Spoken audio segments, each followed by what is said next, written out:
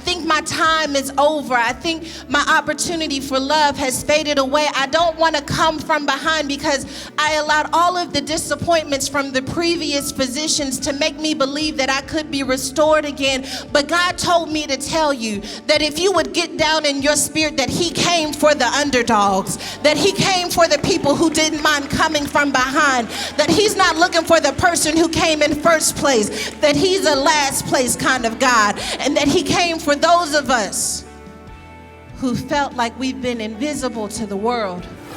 Have you ever invested your livelihood into someone who was supposed to fix you, but for some reason they left you more empty than you were before you even met them?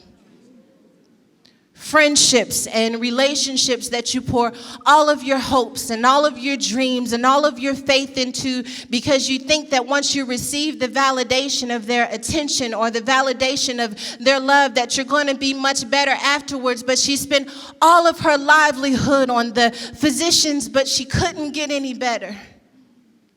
Looking for love in all of the wrong places. Looking for healing in all of the wrong places. She just wanted to be made well. The worst thing about being hurt is when you have good intentions going into it. You think that if I pour enough of myself into this situation, then maybe I will receive the desired outcome. This woman, she was searching for a physician, but she could not be healed by any. What I love about this woman was her commitment to coming out on the other side of her issues, though. She didn't realize that she would have to go through a few physicians. She'd have to go through a few disappointments. She'd have to go through a few heartbreaks. Maybe that's like someone in this room who's been wondering, why is it that the more I try, the more hurt I become? Maybe, just maybe, you're on your route to the ultimate physician, that maybe you had to get so desperate and so broken that you started searching for Jesus, that it wasn't about boyfriends and friendships and degrees and bank accounts, that all of a sudden you realize, I've been searching for the wrong physician. I thought I would find myself when I got my degree. I thought I would be better once I got in a relationship. I thought I would be okay, but I've been searching for all of the wrong physicians. And this woman whom I just love so much, she didn't mind coming from behind. The text literally tells us in verse 44 that the woman came from behind. I don't know your story and I don't know what's represented in this room, but I know if you're anything like me, maybe your issue was different, but some of us had to come from behind. We didn't have the perfect lives. We didn't have the perfect stories, but we had a determination where we didn't mind coming from behind. I just want to thank God for a moment for the women who didn't mind coming from behind. I didn't mind that I didn't have all of the right friends, that I didn't have all of the right access. I didn't mind coming from behind because I believe that what God had for me was greater than any obstacle that was ahead of me. So I didn't mind coming from behind. My life may not be picture perfect, but I don't mind coming from behind. Coming from behind, that's how I felt. Like I was coming from behind as a teenage mother.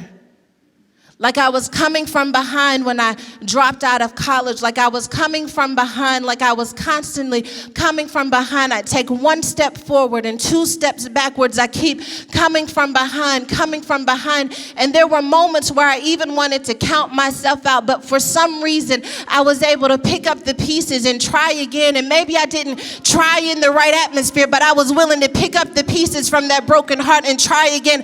I just happen to believe that there are some women in this theater who did not mind picking up the pieces and registering for a conference and coming all the way to Hollywood, California, because I don't mind coming from behind, because I know what God has for me is for me, and I don't care how long this issue has had me. I believe that in the name of Jesus that chains can be broken off of my life, and I've seen him do it in the lives of my friends, and I've seen him do it for my mother, and I've seen him do it for Pastor Holly. I don't mind coming from behind to get my blessing.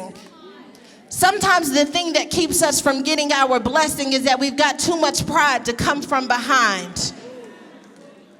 We learn to acquiesce in our lives and to say things like we don't want it anymore. because we're too afraid to come from behind. I'm too old to go back to school. I'll never be able to write that book. I think my time is over. I think my opportunity for love has faded away. I don't want to come from behind because I allowed all of the disappointments from the previous physicians to make me believe that I could be restored again. But God told me to tell you that if you would get down in your spirit that he came for the underdogs, that he came for the people who didn't mind coming from behind, that he's not looking for the person who came in first place, that he's a last place kind of God, and that he came for those of us who felt like we've been invisible to the world, because he sees us. He recognizes what he placed down on the inside of you. And regardless of what has happened to you in life and what has hurt you in life, he's still got a treasure down on the inside of you, and he can see past your brokenness. Why can't you? At TBN, our mission is to use every available means to reach as many individuals and families as possible with the life-changing gospel of Jesus Christ. Thank you for helping make the gospel of grace go around the world. Without you, we couldn't do it. God bless you.